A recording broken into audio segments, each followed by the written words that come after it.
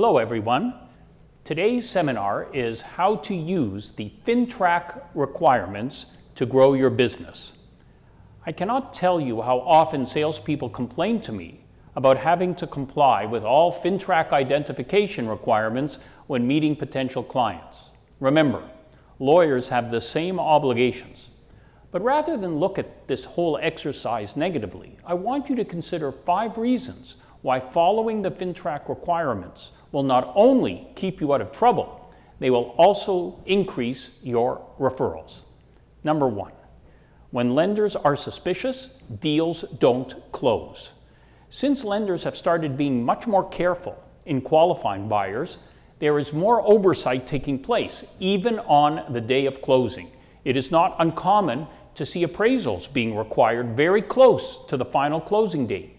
It is not just about verifying employment or gift letters. I have seen lenders refuse to complete a transaction when the client's driver's license or passport expired just before the closing date. Lenders are also suspicious when a deposit for a home purchase comes from multiple bank accounts at different institutions.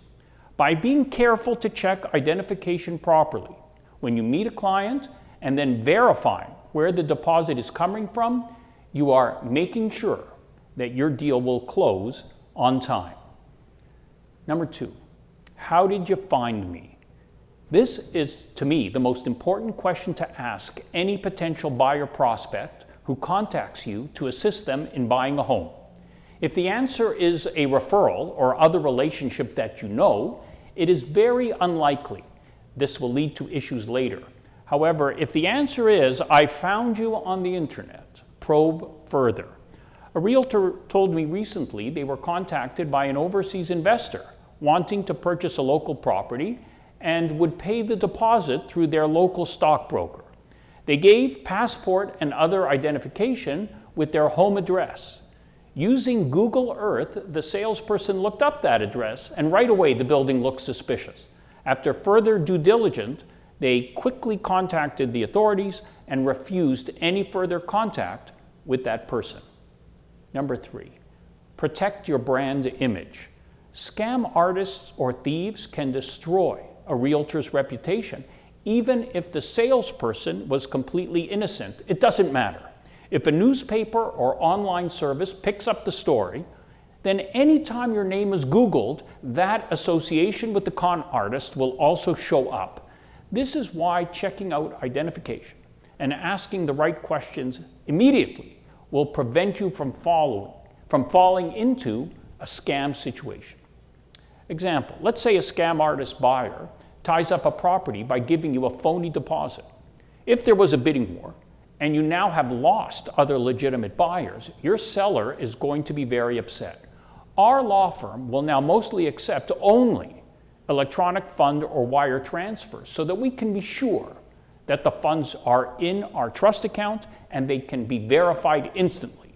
In this regard, please remember to include the balance due on closing clause in every agreement, saying that the balance due on closing shall be by wire transfer only. 4, knowing your clients builds relationships. Successful coaches will tell you that to build relationships with new prospects, ask them to tell you about themselves, their families, and what they do for a living. In my practice, this is what I use the time for when I check identification. I enjoy talking to clients about what they do for a living. If the client says they're retired, I ask, what did you do before you retired? People are proud of their careers. By being interested and asking questions, not only will you fill out the identification forms properly, more importantly, you will start building a relationship with this client that will lead to repeat business and referrals. Number 5, be able to satisfy any Fintrac auditor. More and more brokerage firms across the country are being audited for Fintrac compliance.